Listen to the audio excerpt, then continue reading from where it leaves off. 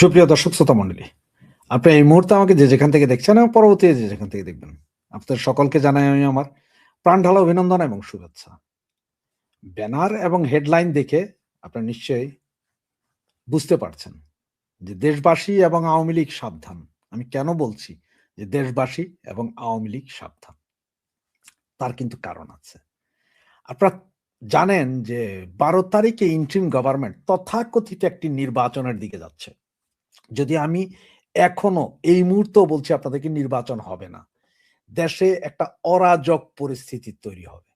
এবং আপনারা এই মুহূর্তে আমার ভিডিওটা যখন শুনবেন বা দেখতে যাবেন, তৎ তখন বাংলাদেশ বিমান বাহিনী, নৌবাহিনী, সেনাবাহিনী, পুলিশ, ডিজিএফআই, এনএসআই সকলে মিলে একটা বৈঠক আছে গুরুত্বপূর্ণ।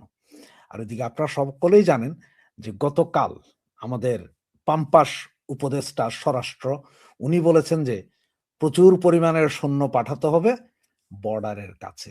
৮ কিলোমিটারের ভেতরে যদিও সেনাবাহিনী পাঠানো যায় না, তারপরেও ওনারা সেনাবাহিনী পাঠাবেন। সুতরাং এই যখন অবস্থা চলছে, তখন আমি কেন হঠাৎ করে বললাম, আপনারা হয়তো চিন্তা করতে পারছেন যে আমি কেন বললাম যে দেশবাসী এবং আওয়ামী লীগ সাবধান।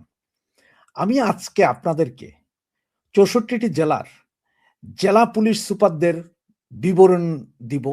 এরা কে কোন দলের সেটা সহ উল্লেখ করে দিব। তাদের বেস নাম্বার, তাদের নাম, তাদের ছবি সহ আপনারা একটু পরে স্ক্রল হতে দেখবেন এবং আমি এই স্ক্রলটি পূর্ণাঙ্গ পেজে আপনারা দেখতে পারবেন। আমি পেছন থেকে আপনাদেরকে প্রতিটা ১, ২, ৩, ৪ করে বলে যাব।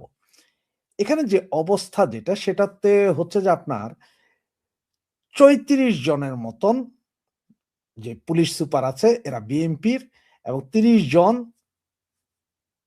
যারা আছেন তারা জামাতে ইসলামের।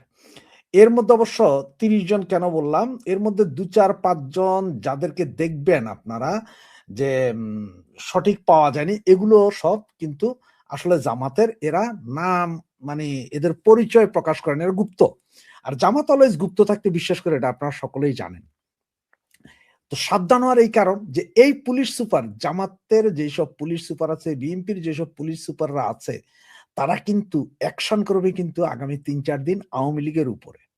সুতরাং আপনারা জেনে নেন আপনার জেলার পুলিশ সুপার কে, আপনার জেলার ডিসি কে, এটা জানতে হবে। সুতরাং আমি আজকে এই মুহূর্তে যদিও আপনাদেরকে শুধুমাত্র পুলিশ সুপারদের দিচ্ছি, তবে সন্ধ্যার ভেতরে আপনাদেরকে আরেকটা দেব। সেটা হচ্ছে যে কমিশনার এবং জেলা প্রশাসক ওদের টেলিফোন নাম্বার সহ টোটাল ঠিকানা, মোবাইল নাম্বার এবং কে কোন দল করে সেইটা সহ দিয়ে দিব।